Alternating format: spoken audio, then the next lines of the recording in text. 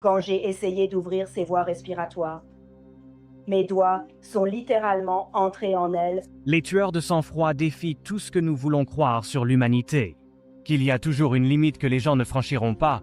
Ce sont des affaires qui vous donnent des frissons dans le dos et vous font vous interroger sur ce qui pousse quelqu'un à une telle noirceur. La trahison d'Adam Fravel était aussi personnelle que possible, un crime si glaçant qu'il a stupéfié tous ceux qui ont entendu les détails. Plongeons-y. Une tentative d'évasion qui a conduit à un incident très grave là-bas à l'établissement correctionnel de Pasquatank à Elizabeth City. Un incendie a été déclenché dans l'atelier de couture de la prison et plusieurs employés ont été blessés. Michael Brady était déjà derrière les barreaux, mais le 12 octobre 2017, ses actions allaient transformer une prison de Caroline du Nord en scène d'un bain de sang inimaginable. Dans ce qui était censé être un environnement sécurisé, l'établissement correctionnel de Pasquatank est devenu le cadre d'une tentative d'évasion mortelle qui a laissé 4 travailleurs de la prison brutalement assassinés. Brady, avec 3 autres détenus, a méticuleusement planifié leur évasion, transformant des outils de prison du quotidien en armes de destruction. Leur cible était l'atelier de couture, une partie de l'établissement où ils avaient accès à des ciseaux et des marteaux. Sous le prétexte de travailler, les détenus ont tendu une embuscade au personnel sans méfiance, les maîtrisant et les attaquant avec une froide précision. Parmi les victimes se trouvaient Veronica Darden, une agente de correction et spécialiste de la formation, et Justin Smith, un gardien dévoué à maintenir l'ordre. 2 employés civils, Wendy Shannon et Jeffrey Howe, ont également été attaqués de manière vicieuse, leur vie brutalement interrompue par des détenus en qui ils avaient confiance pour respecter les règles. On voit certains des détenus allumer des feux et attaquer des agents de correction. Aujourd'hui, les procureurs auront des enquêteurs de la scène de crime à la barre pour parler de la scène et des éléments qu'ils ont traités. La tentative d'évasion était aussi chaotique que violente. En utilisant les outils de l'atelier de couture, Brady et ses complices ont attaqué quiconque se trouvait sur leur chemin. Laissant une traînée de dévastation, les alarmes retentissaient dans tout l'établissement, mais la violence a augmenté. Leur plan consistait à voler un camion à l'intérieur de l'enceinte de la prison pour défoncer les portes. Cependant, le nombre impressionnant de membres du personnel qui sont intervenus a réussi à empêcher leur évasion. Bien que les détenus aient été repris à l'intérieur des murs de la prison, les dégâts étaient déjà faits. Des uniformes ensanglantés et la destruction laissée dans l'atelier de couture peignaient un tableau sombre de leur brutalité. Les témoignages des témoins ont révélé que Brady a joué un rôle de premier plan, sans montrer la moindre hésitation dans ses actions violentes. Ils ont caché des marteaux et des ciseaux qui seraient utilisés pour tuer 4 employés de la prison et en blesser plusieurs autres. Les preuves contre Brady étaient accablantes. Michael Brady a fait face aux conséquences de ses actes lors d'un procès très médiatisé qui a captivé l'attention du public. Les procureurs l'ont décrit comme un homme n'ayant aucun égard pour la vie humaine. Poussé par ses propres désirs égoïstes, malgré les tentatives de l'équipe de défense de plaider pour une peine de réclusion à perpétuité, invoquant des problèmes systémiques au sein du système pénitentiaire, le jury est resté impassible. Brady a été condamné à mort pour son rôle dans les meurtres, une peine rare en Caroline du Nord, mais que les familles des victimes estimaient méritée. La sentence a apporté une certaine forme de justice, mais elle n'a pas pu ramener les vies perdues lors de l'attaque. Quand j'ai essayé d'ouvrir ses voies respiratoires, mes doigts sont littéralement entrés en elle. Dans la salle d'audience, la famille de la victime était assise ensemble, unie dans le chagrin. Des déclarations déchirantes décrivant les vies perdues, le dévouement de Veronica à son travail, les rêves de Justine d'avancer dans sa carrière, et la lumière que Wendy et Jeffrey apportaient à ceux qui les entouraient. Des membres de la famille ont également organisé une veillée en hommage aux vies perdues ce jour-là. Brady, cependant, ne montrait aucun remords. Pendant le procès, il est resté assis, impassible, son regard froid déstabilisant les personnes présentes. Même lorsque sa peine de mort a été prononcée à voix haute, il a maintenu le même comportement glacial, un reflet glaçant de l'homme responsable de tant de souffrances. Ma maman a fait tout ce qu'elle pouvait pour t'aider et puis tu lui fais ça. Non, je ne peux pas les tuer parce que je ne veux pas aller en prison. Pour les familles, son absence de remords était un rappel amer de la tragédie qu'elles avaient endurée. Les actions de Michael Brady ont révélé les dangers choquants qui se cachent derrière les murs d'une prison. Mais notre prochaine affaire nous emmène bien au-delà de ces barrières. Monsieur? Wolf a été attaqué par un... Il a attaqué par... Il les a sauvés. Quand je suis sorti, j'ai juste pris le couteau de sa main parce que je me suis dit qu'il pouvait encore sauter autour. Ce qui a commencé comme une sortie ordinaire lors d'une soirée d'été à Ponte Verda, en Floride, s'est transformé en cauchemar. Le 3 juin 2023, Madison Schmidt, une élève de terminale de 18 ans, dînait avec sa mère et une amie lorsqu'elle a croisé quelqu'un qu'elle espérait laisser derrière elle pour toujours. Son ex-petite ami, Spencer Pearson. Madison avait mis fin à sa relation avec Spencer des mois plus tôt, après avoir reconnu des signes inquiétants de contrôle et de possessivité, mais Spencer ne pouvait pas accepter la rupture. Dans les semaines précédant cette nuit fatidique, il avait envoyé à Madison des messages menaçants. laissant clairement entendre qu'il n'était pas prêt à la laisser partir. Malgré ses efforts pour aller de l'avant, son obsession ne faisait que grandir. Lorsque Madison a vu Spencer entrer dans le restaurant ce soir-là, son malaise a été immédiat. Elle et son groupe ont décidé de partir pour éviter toute confrontation. Mais Spencer les a suivis jusqu'au parking. Alors qu'ils s'approchèrent de leur voiture, la rage de Spencer a éclaté. Il s'est jeté sur Madison avec un couteau, déterminé à lui faire payer d'avoir rompu les liens avec lui. Le parking s'est transformé en une scène chaotique et horrifiante. Spencer a poignardé Madison 14 fois, visant son dos, sa poitrine et ses jambes. Sa mère, Jackie Roach, est intervenue pour protéger sa fille. Mais Spencer a aussi tourné sa lame vers elle, la poignardant plusieurs fois à la jambe.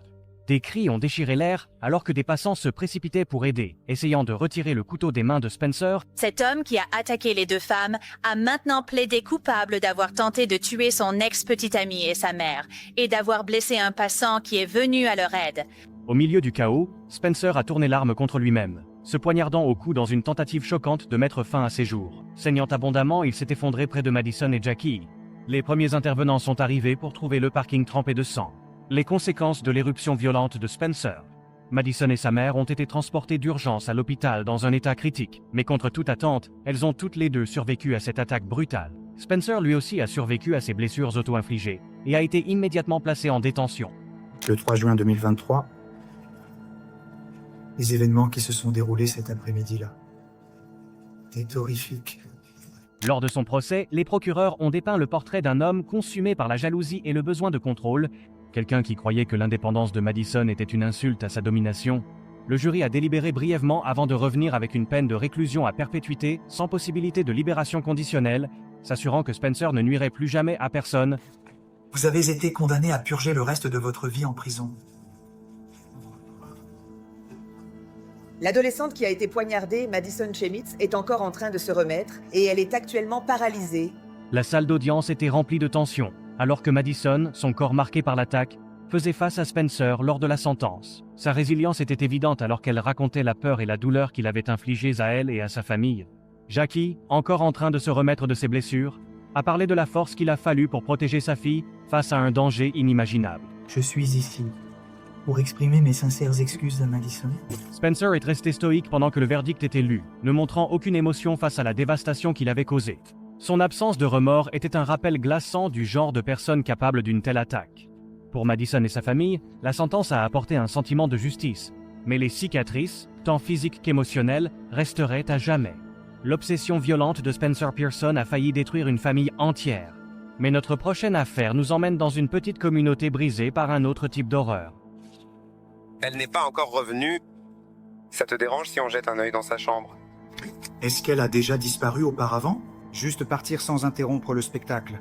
En mai 2019, la petite ville de Berkeley Springs, en Virginie-Occidentale, a été secouée jusqu'à ses fondations lorsque Riley Crossman, âgée de 15 ans, a disparu. Connue pour son sourire éclatant et son cœur bienveillant, Riley était une élève de lycée très appréciée dont la disparition soudaine a déclenché une recherche frénétique. Mais au fur et à mesure que les jours s'éternisaient, l'espoir de la retrouver vivante commençait à s'estomper. Riley avait été vue pour la dernière fois chez elle la nuit précédant sa disparition, envoyant des messages à son petit ami tard dans la soirée. Mais au matin, elle avait disparu. Sa famille est restée avec des questions sans réponse, et les soupçons se sont rapidement tournés vers Andy Macaulay, le petit ami de sa mère. Macaulay, ouvrier du bâtiment, avait un passé de comportement troublant et était le dernier adulte connu à avoir été près de Riley. Bien qu'il ait d'abord été coopératif avec la police, les alibis changeants de Macaulay et son comportement nerveux ont soulevé des drapeaux rouges, des preuves de sang trouvées dans son camion ont renforcé les soupçons grandissants, mais Macaulay a continué à nier toute implication. La police dit croire avoir trouvé les restes d'une fille de 15 ans disparue. Riley Crossman a été portée disparue pendant plus d'une semaine jusqu'à ce que les restes soient découverts dans une zone isolée près de Martinsburg.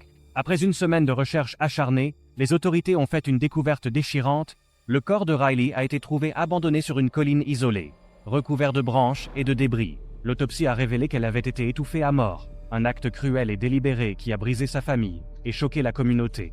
L'implication de Macaulay est devenue indéniable, alors que des preuves scientifiques, y compris des traces de l'ADN de Riley dans son camion, peignaient un tableau glaçant de ses actions. Les enquêteurs ont théorisé que Macaulay avait attaqué Riley dans un accès de rage ou par peur d'être découvert, puis avait tenté de dissimuler son crime en se débarrassant de son corps dans les bois. Il revient, vers 2h45. Donc, il a été en route pendant un moment, 4, presque 5 heures. Macaulay a été arrêté et accusé de meurtre au premier degré, Lors du procès, les procureurs ont présenté un dossier accablant contre lui, détaillant les preuves qui le liaient à la mort de Riley. Le jury a mis peu de temps à le condamner, et McCauley a été condamné à la réclusion à perpétuité sans possibilité de libération conditionnelle. Nous, les membres du jury petit, concernant les questions soulevées, trouvons le défendeur coupable de meurtre au premier degré. Pour la famille de Riley, le verdict était un pas vers la justice. Mais cela ne pouvait pas effacer la douleur de perdre leur fille de manière si horrible. Vous avez reçu la triste nouvelle au sujet de Riley, n'est-ce pas? Oui. Oui. Te souviens-tu où tu étais? J'étais au bureau du shérif. La salle d'audience était remplie d'émotions brutes alors que la mère de Riley confrontait McCauley lors de la sentence. Sa voix tremblait alors qu'elle décrivait la dévastation que ses actions avaient causée, non seulement pour elle, mais pour tous ceux qui avaient aimé Riley. Beaucoup de personnes présentes pleuraient ouvertement, leur chagrin était palpable, cependant McCauley a montré peu de remords. Il est resté impassible pendant que la sentence était lue, n'offrant aucune excuse ni reconnaissance des vies qu'il avait détruites. Son attitude froide contrastait fortement avec le chagrin qui l'entourait, laissant beaucoup se demander comment quelqu'un d'aussi proche de Riley pouvait commettre un acte si impensable. La trahison d'Andy McCauley a déchiré une famille et laissé une ville sous le choc. Mais la prochaine affaire nous amène à un père dont le crime a laissé une empreinte encore plus sombre.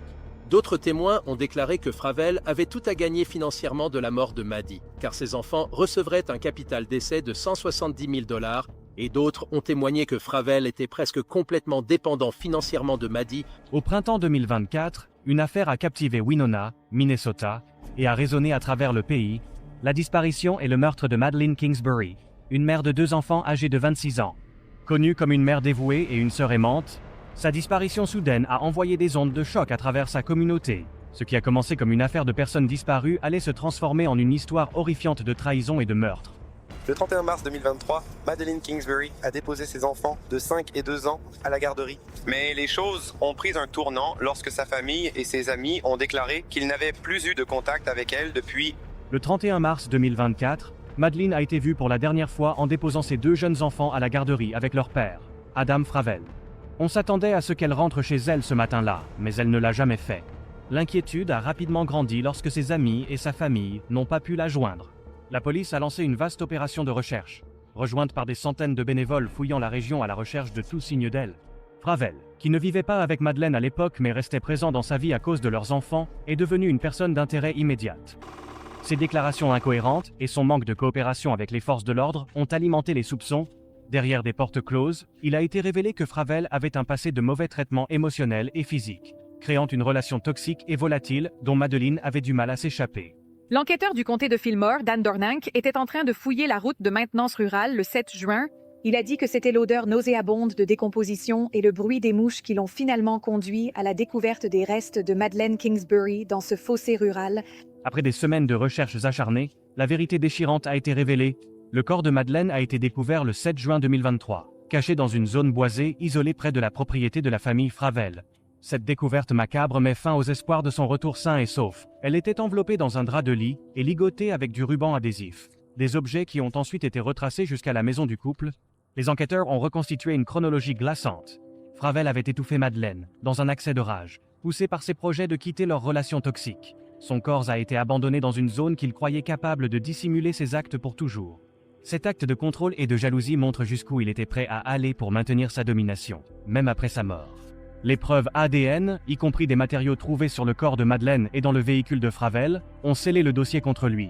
Les procureurs ont utilisé cela pour condamner Adam Fravel pour le meurtre de Maddie Kingsbury. Son corps a été retrouvé l'été dernier et le mois dernier, un jury a déclaré Fravel coupable. Fravel a été arrêté et accusé de meurtre au 2e degré. Une accusation qui a choqué la communauté, mais qui a offert une certaine mesure de justice aux proches endeuillés de Madeleine. Au tribunal, l'accusation a exposé l'ampleur du comportement manipulateur et abusif de Fravel, utilisant des preuves accablantes pour montrer comment sa jalousie et sa rage ont abouti à un meurtre. Le jury l'a déclaré coupable, et Fravel a été condamné à 40 ans de prison sans possibilité de libération conditionnelle. Bien que la peine ne puisse pas ramener Madeleine, elle garantit qu'il ne pourra plus jamais faire de mal à une autre personne. J'y étais pour entendre ma nièce de 6 ans dire que maman était trop jeune pour mourir. Et comment puis-je te dire ce que c'était que d'essayer d'avoir un semblant de revoir? La salle d'audience était remplie de larmes et de colère, alors que la famille de Madeleine a prononcé ses déclarations d'impact. Sa sœur, la voix tremblante, a décrit comment le meurtre avait volé une mère aimante et une âme vibrante de leur vie. Les parents de Madeleine, visiblement dévastés, ont parlé de leur chagrin sans fin et du vide laissé dans leur cœur. Adam Fravel a brièvement pris la parole devant le tribunal. Je n'ai jamais fait de mal à Maddie. Je suis innocent. Merci. Fravel, en contraste frappant, est resté impassible pendant les procédures.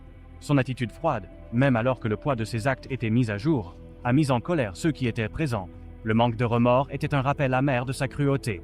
En quittant la salle d'audience dans un état de chagrin et d'incrédulité, les actions d'Adam Fravel ont déchiré une famille et laissé une communauté en deuil, mais l'affaire suivante révèle jusqu'où un homme est allé pour dissimuler ses traces.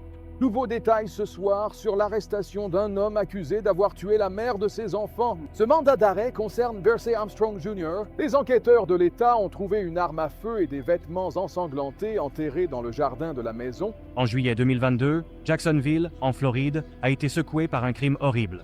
Tashika Young, une ancienne personnalité de la radio très appréciée et enceinte de son premier enfant, a été retrouvée assassinée dans son appartement. La découverte choquante a provoqué des vagues de chagrin dans sa communauté, laissant amis, famille et fans dans l'incrédulité. L'homme responsable, son petit ami, Percy Armstrong, dont les actions allaient bientôt être révélées comme froides, calculées et horrifiantes. Tashika était une voix que beaucoup reconnaissaient sur les ondes, connue pour sa personnalité vibrante et sa présence engageante. Mais derrière des portes closes, sa relation avec Armstrong était tout sauf harmonieuse. Les amis ont décrit leur lien comme étant volatile, rempli de tensions et de disputes qui ne faisaient qu'escalader à mesure que Tashika se préparait à accueillir leur enfant. La nuit de son meurtre, des voisins ont signalé avoir entendu une dispute animée venant de l'appartement de Tashika. Des heures plus tard, lorsqu'elle ne s'est pas présentée à un rendez-vous, un ami inquiet a trouvé son corps sans vie. La scène était macabre. Tashika avait été étranglée, et la brutalité de l'acte rendait clair que ce n'était pas un accident. Son enfant à naître, lui aussi, avait été cruellement privé d'une chance de vivre. Les enquêteurs se sont rapidement concentrés sur Percy Armstrong dans les jours qui ont suivi le meurtre. Son comportement a suscité des soupçons. Il a nié toute implication. Pourtant, son histoire ne correspondait pas aux preuves. Les images de surveillance ont montré Armstrong entrant et sortant de l'appartement pendant la période estimée du crime. Encore plus accablant était la découverte de ses empreintes digitales sur les lieux et de l'arme du crime. Une ligature portant des traces de son ADN. Le procès a révélé des détails glaçants sur les actions d'Armstrong. Les procureurs ont dépeint le portrait d'un homme qui ne pouvait pas gérer la pression de la paternité imminente et qui a exprimé ses frustrations de la manière la plus violente possible. Après des semaines de témoignages, le jury a rendu son verdict, coupable de toutes les charges, y compris de 2 chefs d'accusation de meurtre au premier degré pour Tashika et son enfant à naître. Armstrong a été condamné à la réclusion à perpétuité sans possibilité de libération conditionnelle, garantissant qu'il ne marcherait jamais libre à nouveau. J'ai tragiquement perdu mon enfant le 23 juillet 2020 et maintenant j'élève mes 2 petits-enfants comme les miens. Dans la salle d'audience, la famille et les amis de Tashika pleuraient ouvertement, faisant le deuil d'une fille, d'une sœur et d'une amie dont la vie a été interrompue par une violence insensée. Sa mère a décrit la perte profonde de sa petite fille et du petit enfant qu'elle ne tiendra jamais dans ses bras. Les amis ont raconté les rêves de maternité de Tashika, désormais volés pour toujours. Et mon voisin. D'accord, nous allons faire ça dans l'ordre. Je ne veux pas m'engager.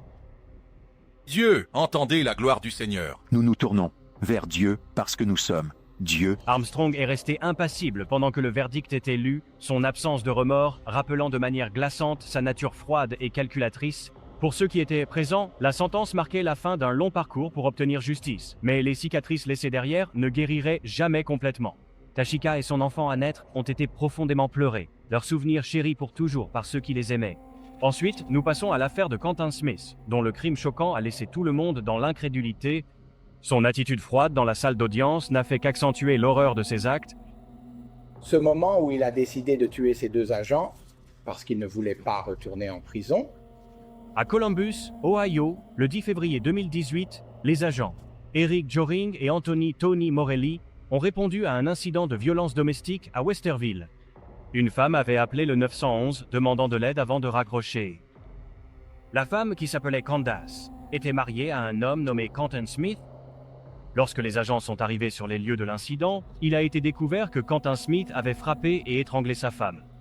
Il l'avait accusée de le tromper avant de l'étrangler jusqu'à ce qu'elle perde connaissance. Quand elle s'est réveillée, elle a appelé le 911 en pleurant, mais elle n'a rien dit, parce qu'elle avait peur que son mari entende qu'elle parlait aux autorités. Lorsque les agents de police sont arrivés, Smith est devenu furieux que Candace ait appelé la police et qu'elle ait pris les armes qu'il avait mises dans le canapé. Cela a provoqué une bagarre entre les 3 hommes. Smith a tiré sur Joring et Morelli quand ils sont arrivés. Il a tiré sur Morelli une fois dans la poitrine, ce qui a traversé son cœur et ses poumons, avant de tirer 3 fois sur Joring dans les bras et à la tête. Joring est mort immédiatement, et Morelli est décédé plus tard dans la journée à l'hôpital. Smith a également été touché par 5 balles, mais il a survécu. Quentin a été accusé au tribunal de 2 chefs de meurtre aggravés et de possession d'une arme à feu. Quentin était interdit de posséder une arme au moment où il a tiré et tué les agents. En raison de la nature de l'incident, le procès pour meurtre de Quentin a duré 2 ans. Cette affaire a également suscité beaucoup d'attention publique et a provoqué l'indignation des gens à travers le pays. L'ancien président Donald Trump et le gouverneur John Kasich ont tous deux commenté la manière brutale dont Quentin a tué ses hommes. Pendant le procès, l'un des témoins et un collègue policier, Timothy Ray, avait l'air visiblement bouleversé et avait du mal à ne pas craquer. Alors que je passais devant le premier appartement et un autre coup de feu a retenti. Une autre agente de police, qui était témoin sur les lieux du crime, Stacy Pentecost, n'a pas pu retenir ses larmes en témoignant devant le tribunal. L'agent Morelli était allongé sur le sol, se tenant sur son coude. C'était un moment émouvant pour beaucoup de personnes présentes au tribunal. Les familles de Morelli et Joring ont également été autorisées à faire des déclarations sur l'impact des victimes. Cette affaire est devenue la première où les familles des victimes ont été autorisées à faire des déclarations sur l'impact pendant le procès d'un crime capital. Le procureur et l'avocat de la défense se sont battus avec acharnement au tribunal pour présenter leurs affaires et leurs arguments devant le juge et le jury. Tout se résumait à ces deux parties, car elles étaient les seules à pouvoir contrôler l'issue de l'affaire. Nous, jury, incapables de s'accorder sur si les circonstances aggravantes l'emportent sur les facteurs atténuants, sans doute raisonnables, nous décidons. La peine de réclusion à perpétuité. Quentin n'a montré aucune émotion, alors que le jury lui lisait sa sentence. Bien qu'il ait été éligible à la peine de mort, il a été condamné à 2 peines de réclusion à perpétuité consécutive, sans possibilité de libération conditionnelle. Quoi qu'il en soit, cela a mis fin à un procès qui a duré 2 ans. Les victimes ont été honorées par des autoroutes dédiées à leur mémoire. Si vous êtes en colère contre l'absence totale de remords ou d'émotion de Quentin Smith, attendez de voir comment Dante Morris réagit à sa condamnation. C'est un chef d'accusation pour le meurtre au premier degré prémédité de David Curtis. Le tribunal a imposé la peine de mort. Dante Morris est considéré comme le tueur de Tampa Bay depuis plus de 13 ans maintenant. Morris a tué entre 5 et 7 personnes entre le 18 mai et le 29 juin 2010 à Tampa, en Floride. Morris avait tué Derek Anderson, âgé de 21 ans, Harold Wright, 25, et Rodney Jones, 42, en raison de traits liés à la consommation de substances, a mal tourné. Il a tué ces hommes entre le 18 mai et le 8 juin. Ainsi, Morris est devenu un homme recherché par le département de police de Tampa pour le meurtre de ces hommes. À peine 20 jours après qu'il ait tué ses hommes, les policiers Jeffrey Kokab et David Curtis ont repéré Morris et ont tenté de l'arrêter parce que la voiture dans laquelle il se trouvait avait des plaques d'immatriculation manquantes. Il était passager dans une voiture conduite par sa petite amie, Courtney Brantley, lorsqu'ils ont été arrêtés par les policiers dans l'est de Tampa. Lorsque l'agent Curtis a essayé de vérifier la voiture, il a découvert que Morris était déjà recherché pour fraude par chèque à Jacksonville. Lorsque Curtis a découvert cela, il a appelé Kokab à l'aide. Malheureusement, lorsque les policiers ont dit à Morris de mettre ses mains derrière son dos, il a répondu en tirant sur les officiers, à la tête avec une arme dissimulée, avant de s'enfuir à pied de la scène du crime. Un témoin a immédiatement appelé la police, et un grand nombre d'agents a commencé à chercher Morris. Le meurtre avait été enregistré sur la caméra embarquée de la voiture de patrouille de Curtis, et c'est à partir de là qu'ils ont identifié Morris.